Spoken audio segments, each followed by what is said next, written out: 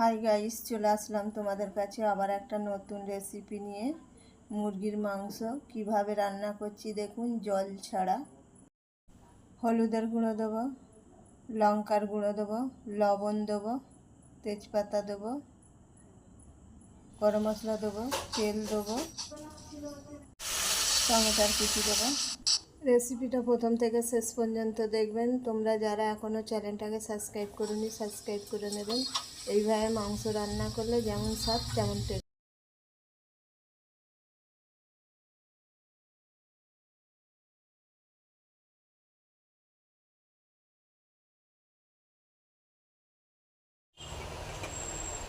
বন্ধুরা, এই রেসিপিটা ভালো লাগলে একটা লাইক শেয়ার কমেন্ট করবেন।